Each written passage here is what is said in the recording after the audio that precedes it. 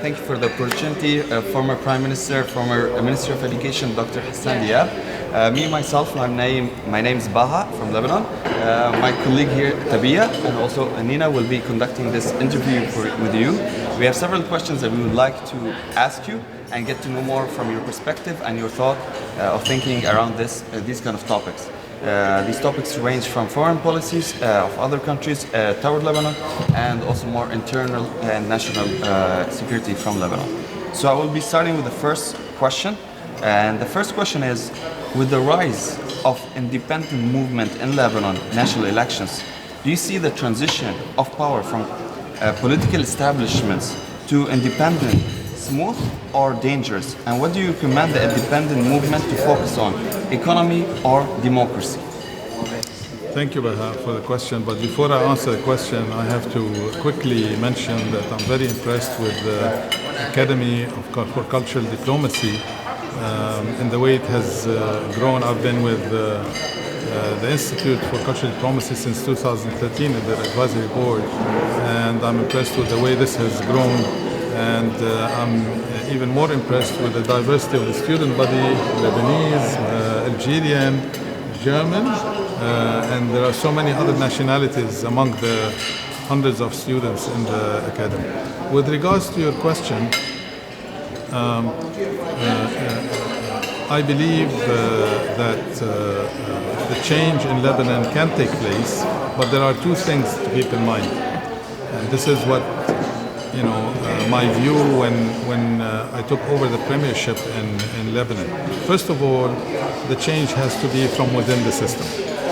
So it has to be from within the current constitution, laws, and so on. That does not mean that laws cannot change and the constitution cannot change, but we have to work from within the system.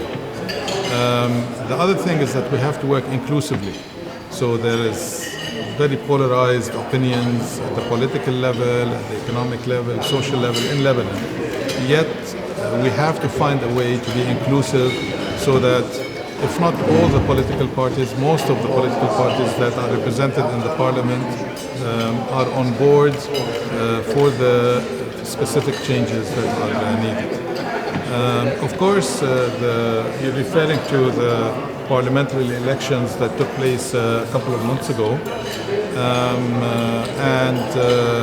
Yes, there are 13, I don't know if you want to call them independents, that have become members of the parliament out of the 128, which is a good thing, but we have yet to see how they will combine forces and perhaps extend this to join forces with others in other groups in the parliament in order to instill change.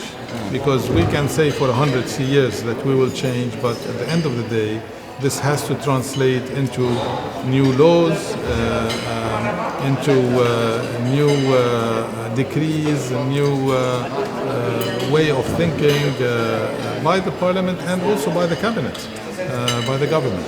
So yes, it paves the way for change. Whether this change will take place or not, and how big a change it's going to be, we have yet to see. It's all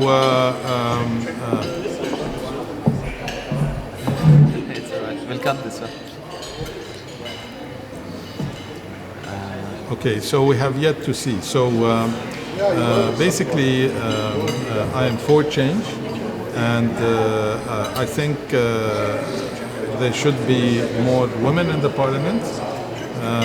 But of course, there was opposition to having a quota for women, which I strongly believe in. When you say quota, it doesn't mean if it's the quota is 30% that it's only 30%, but it means that it's a minimum guaranteed quota of 30%.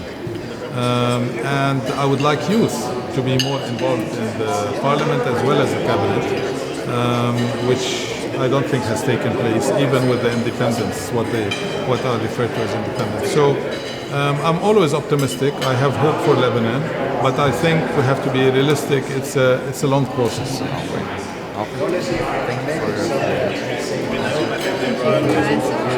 for to ask you the second question, which is, do you think Lebanon electoral system could be changed to a more presidential candidate compete over the position by presenting their agenda and getting the votes from the people? Yeah, I think the electoral system is one of the major reforms that should take place in Lebanon. And it's very strange that most, not all, but most politicians and most political parties are in support of having an electoral system that is based on one district. So I will explain in a minute why this is good. But one district means that all of Lebanon is just one voting district. Right now, the current electoral law is 15 districts, which are divided in a way that cannot be easily explained, except that it's good for the current leaders and political leaders and so on. So you find right now, the last parliamentary elections, you find parliamentarians that have won with 70 votes and parliamentarians that have failed with 15,000 votes, 20,000 votes. So there are districts that are very small in terms of number of voters, in terms of geography, and there are districts that are very large. That includes, hundreds of thousands of voting power. So there's no equilibrium between the way that districts are formed. The best way is to have one district for the whole of Lebanon. The advantages of that are the following.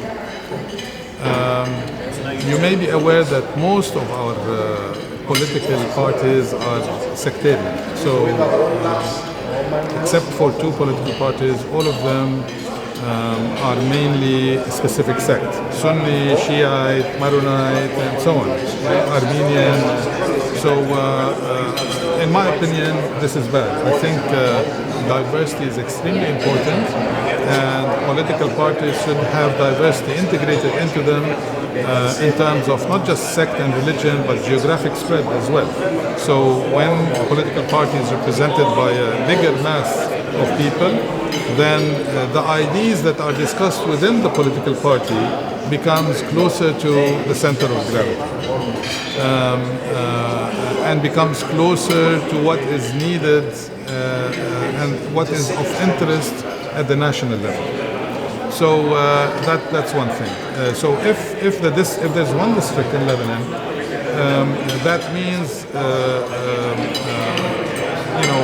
whoever wants to be nominated or go for the elections would have to put 128 names. The number of members in the parliament is 128, which means it has to be from all, because the 128 names are distributed across Lebanon in terms of regions, in terms of sects, in terms of religions. Yeah? So if it's one district, then each list that submits for the parliamentary elections would have to include all of Lebanon.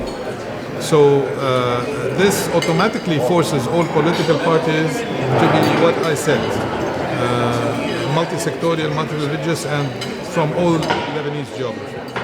The second advantage is that you're no longer voting for a person or a group of people, you are voting for a program. Like in the UK, you have the Conservatives and the Labour. You don't care who is in the list, but the Conservatives have a program for the economy, for foreign policy, and the Labour has. So you compare programs, you no longer compare names. And you put one tick, I'm for this party or this party because of its program. So you become much more objective and less subjective. I believe that in this case, when you elect a parliamentarian, he would represent the whole of the Lebanon, not just part of Beirut or part of the south or part of the north. So I think, yes, there should be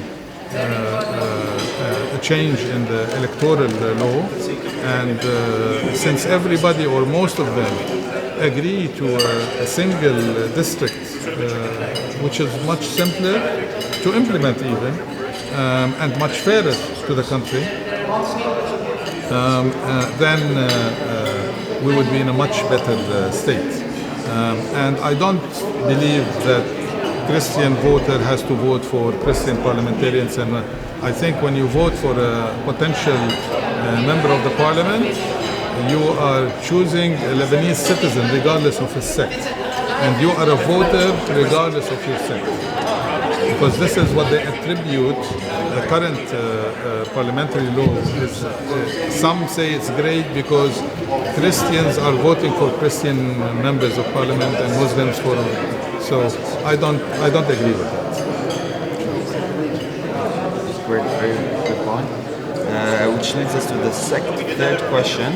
The political stability differs between countries from supporting the fundamental activities of their companies internally. So we can see these examples from in South Korea, where they during their poverty time they were focusing on Samsung companies and many others that are now showing up. How does the political stability influence social innovation in Lebanon, and what are the patterns of innovation that you see? Well, first of all, I have to say that Lebanese are innovators. They are entrepreneurs. And the proof is in the fact that wherever they go in the world, they succeed. They become presidents, they become MPs, they become ministers, they become CEOs, COOs, they become businessmen, everywhere in the world, wherever they go. Of course, the reason why I think that entrepreneurs is a whole other discussion that might take time. But yes, I think the Lebanese can build on certain niches within Lebanon where Lebanon can excel in a specific area.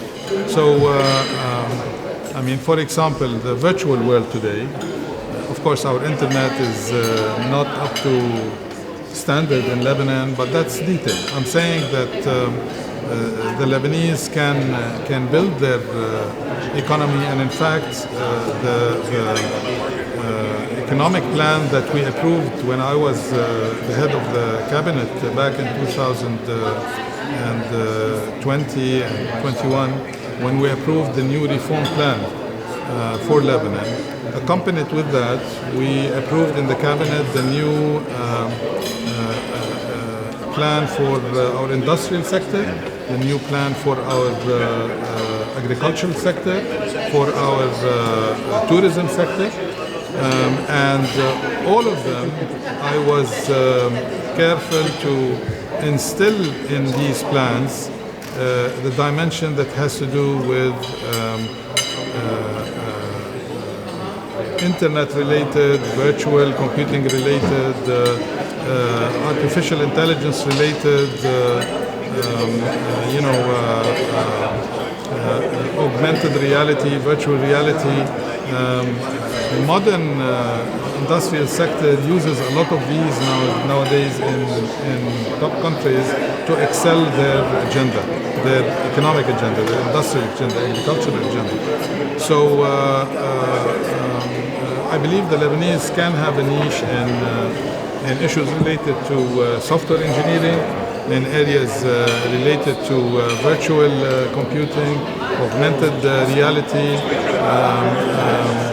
They're really, if you look at them, where they work in the US, in Canada, in Europe, in Far East, they're top people, they're innovators. So they can do that for Lebanon without actually being in Lebanon.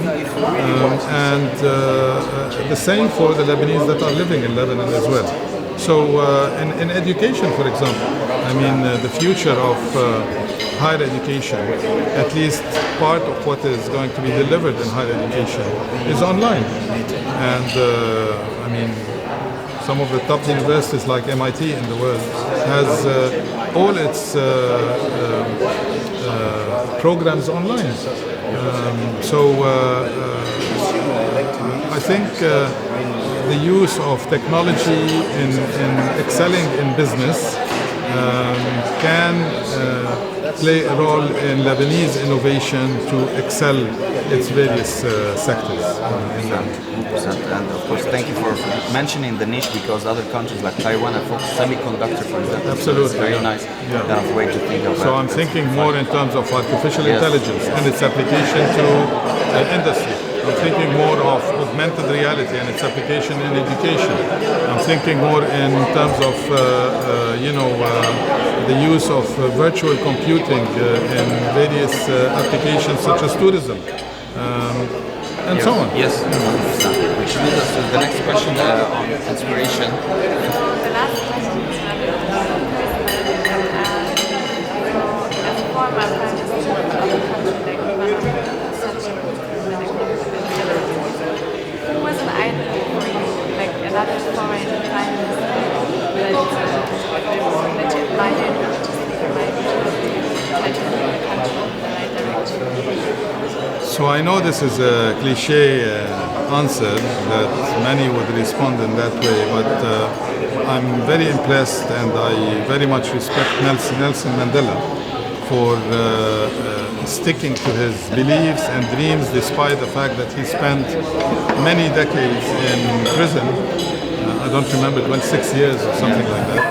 And he still kept along and got attached to his dream until he reached where he believes democracy should rule and apartheid cannot continue. Change requires a lot of grit. Success requires a lot of grit. It requires people to stick to their beliefs.